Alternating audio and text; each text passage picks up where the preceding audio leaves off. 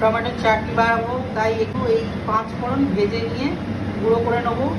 একটু আদা দেবো, এই যে টমেটো, শুকনো লঙ্কা, এটা ভেজে নিয়েছি। এবার এটাকে আদাটাও সেদ্ধ করে নেবো।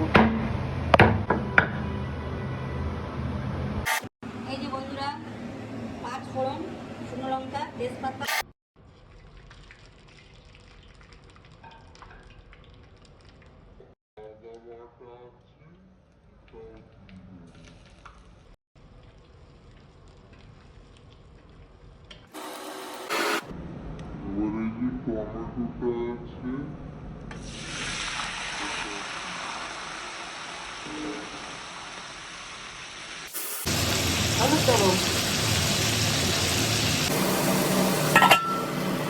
অল্প একটু জল দেবো।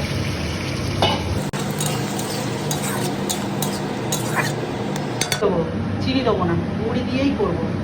বন্ধুরা গুড়টা দিয়ে দিলাম।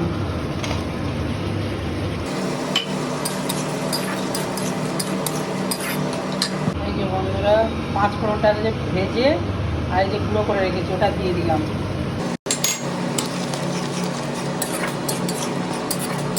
আর হয়ে গেছে।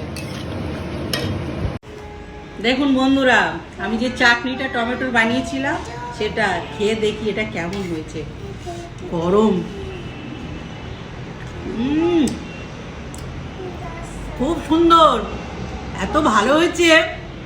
এটা ওই যে 5 ফোড়নটা বেটে দিলাম ভেজে, আর আদা দিয়েছি, খুবই সুন্দর হয়েছে, আর গুড়ের একটা গন্ধ।